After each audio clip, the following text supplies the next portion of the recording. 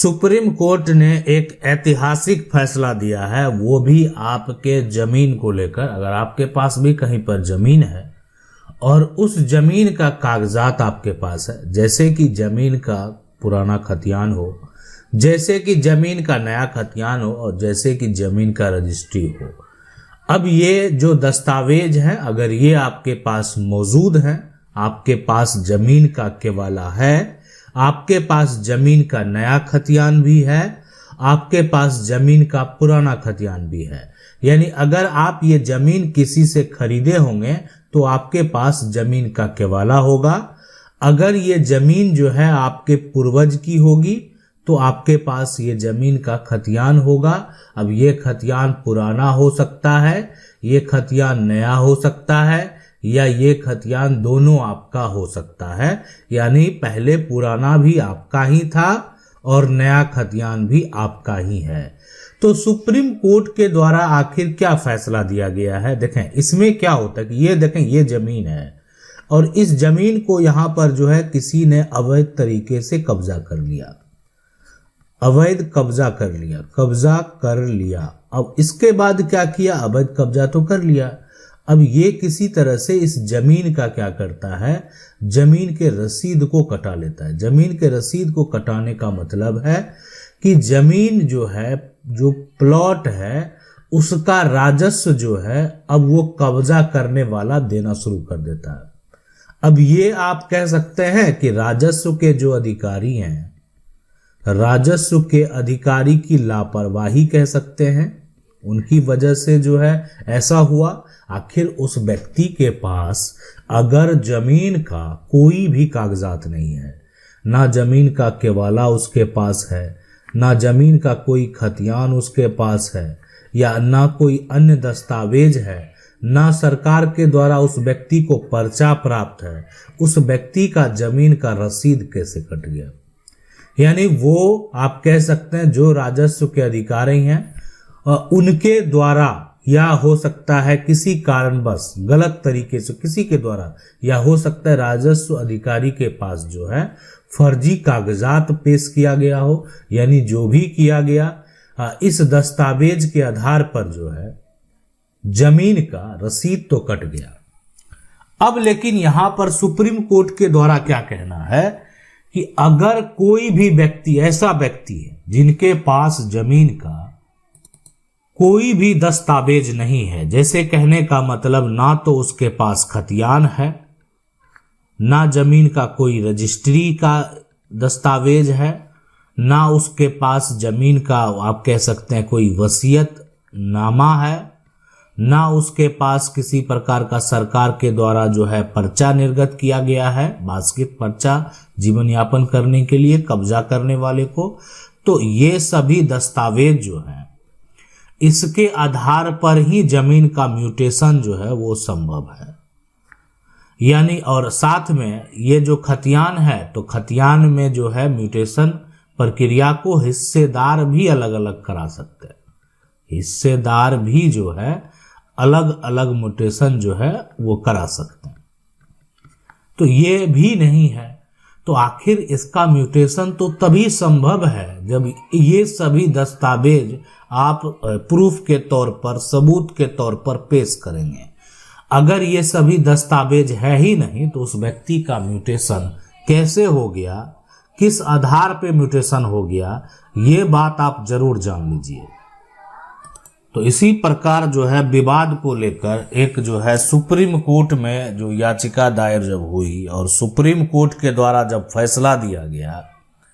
तो उसमें साफ साफ स्पष्ट तरीके से बता दिया गया कि कोई भी व्यक्ति है अगर वो म्यूटेशन है उसके पास, और म्यूटेशन के आधार पर अगर वो क्या करता है,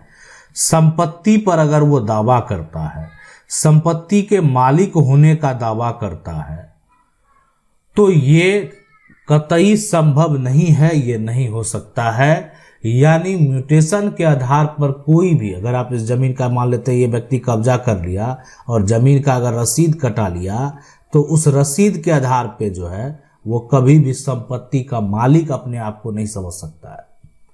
यानी आप तो सरकार को टैक्स दे रहे हैं, आप सरकार, ठीक है आपने गलत तरीके से रसीद कटाया, आपने फर्जी दस्तावेज के आधार पर रसीद कटाया, लेकिन अगर आपके पास जो ओरिजिनल दस्तावेज है, ऐसे दस्तावेज जिसको आप साबित कर सकें,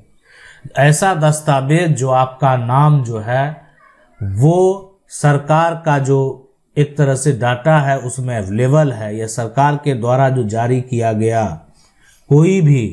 जमीन का रिकॉर्ड है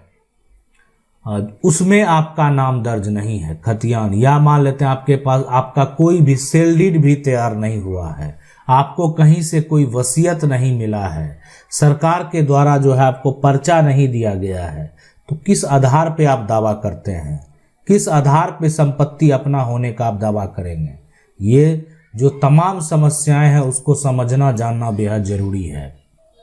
जब आप इस फैसले को देखेंगे, इस फैसले में आप देख सकते हैं यहाँ पर क्या है, दाखिल खारिज का मतलब मालिकाना हक नहीं, कोर्ट के द्वारा कहा गया, सुप्रीम कोर्ट के द्वारा कहा गया कि अगर आप जो है ये समझते हैं कि आपका दाखिल खारिज हो गया है, दाखिल खारिज अगर हो गया है तो इसका मतलब मालिकाना हक नहीं। तो दाखिल खारिज के आधार पर अगर आप ये सोचते हैं कि आप संपत्ति के मालिक बन गए हैं, अब मेरा तो रसीद कट गया है, अब मेरा कोई कुछ बिगाड़ नहीं पाएगा, तो सबसे पहले तो आप ये समझ लें कि दाखिल खारिज के आधार पर आप संपत्ति के मालिक ही नहीं है। संपत्ति का मालिक होने के लिए आपके पास ऐसे दस्तावेज होने चाहिए जिससे कि आप ये साबित कर सकें कि आप संपत्ति के मालिक हैं। तो ये एक फैसला है, ऐतिहासिक फैसला है। साफ साफ यहाँ पर देख सकते हैं कि मालिकाना हक केवल सक्षम दीवानी अदालत ही तय कर सकता है। यानी अगर इस तरह का मामला है, मालिकाना हक का मामला है, तो सबसे पहले जो है आपको यहाँ पर दीवानी जो अदालत है वहाँ ही जाना पड़ेगा, ठीक है। तो उसके अलावे मतलब जो जहाँ पर दीवानी मामले सुने जाते हैं वहीं पर आपको जो है जो अपना हक का आप दावा कर रहे हैं उस दावा के लिए आपको वहाँ पर केस फाइल करनी होगी और उस प्रक्रिया में जाना होगा। अब यहाँ पर जो सबसे बड़ा सवाल है कि अब नया खतियान है, नया खतियान के आधार पर जो है जमीन का म्यूटेशन हो गया है, तो क्या ये म्यूटेशन सही है? तो बिल्कुल सही है। नया खतियान जिसके नाम पर होगा कानूनी तौर पर उसी का म्यूटेशन होगा। लेकिन कोई पुराना दावेदार है, वो कहता है कि पुराना खतियान में जो पुराना खतियान है में संपत्ति मेरा है, उनका कहना ये है संपत्ति मेरा है, लेकिन ये संपत्ति कब मेरा है? पुराना खतियान में। तो क्या म्यूटेशन जो बात कर रहे हैं यहाँ पर कि म्यूटेशन के आधार पर मान लेते नया खतियान का तो कोई म्यूटेशन करा लिया है, अब आप दावा कर रहे हैं। देखें इस मामले को भी आपको सिविल कोर्ट में ही ले जाना होगा। अब सिविल कोर्ट के द्वारा तय होगा कि ये नया खतियान कैसे बनाया गया है और उसके बाद ये दस्तावेज जिसके नाम से नया खतियान है उससे मांगे जाएंगे कि आप हमको बताइए, ऐसा कोई सबूत दीजिए, प्रूफ दीजिए कि आपके नाम से खतियान कैसे तैयार हो। पुराना खतियान में कोई और जो है वो दावा करता है, दावा कर रहा है, तो आपका ये नया कैसे बना? यानी आप पुराना खतियान के आधार पर जो है आपको अगर हो सकता है वसीयत लिखा गया होगा, पुराना खतियान के आधार पर अगर आपको संपत्ति गिफ्ट किया गया होगा, पुराना खतियान के आधार पर आपको जमीन की रजिस्ट्री जो है वो हुई होगी। तो ये सारे अन्य दस्तावेज अगर आपके पास नहीं है जिससे कि आपका नया खतियान बना है, तो फिर आपका जो है यहाँ पर ये म्यूटेशन तो वर्तमान में सही है। वर्तमान में नया खतियान जिसके नाम से होगा राजस्व तो वही देगा, लेकिन ये नया खतियान ही गलत है। तो जब खतियान ही रद्द हो जाएगा, खतियान ही कैंसिल हो जाएगा, तो फिर ये म्यूटेशन का कोई मतलब ही नहीं रह जाएगा। और ये सारा जो समस्या है, इस समस्या को लेकर आपको सिविल कोर्ट में याचिका दायर करनी होगी और यहाँ पर जो है आपको बताना होगा कि आपके पूर्वज का ये पुराना खतियान है और नया खतियान जो है किसी कारणवश गलती से दूसरे व्यक्ति के नाम बन गया और उसी व्यक्ति के द्वारा जमीन का म्यूटेशन भी करा लिया गया। अब जमीन का म्यूटेशन उस व्यक्ति के द्वारा अगर करा लिया गया है तो अभी मेरे पास और वो व्यक्ति जबरन मेरे संपत्ति पर कब्जा भी कर लिया। तो जब तक ये खतियान रद्द नहीं होगा, जब तक कोर्ट का फैसला नहीं आएगा, तब तक आप इसको हासिल नहीं कर पाएंगे। इतना इसलिए कि वर्तमान में अगर देखा जाए तो उसके नाम म्यूटेशन है, उसके पास रजिस्टर्ड ऐसा दस्तावेज है नया खतियान की जिससे वो साबित करेगा, वो स्पष्ट तरीके से कह सकता है कि हम संपत्ति के मालिक हैं, लेकिन वो संपत्ति का मालिक नहीं है, इसलिए कि उसके पास कोई ऐसा दस्तावेज नहीं है जिससे वो ये साबित कर सके कि उसका नया खतियान कैसे बना। तो ये जैसे ही फैसला आपके पक्ष में आएगा, आप आसानी से अपनी संपत्ति को प्राप्त कर पाएंगे। आशा करते हैं वीडियो अच्छा लगा होगा। वीडियो को लाइक जरूर कर दें। चैनल को पहली बार देख रहे हैं सब्सक्राइब करके जो बेल आइकन है उसको जरूर दबा लें। मिलते हैं अगले वीडियो में, तब तक के लिए जय हिंद।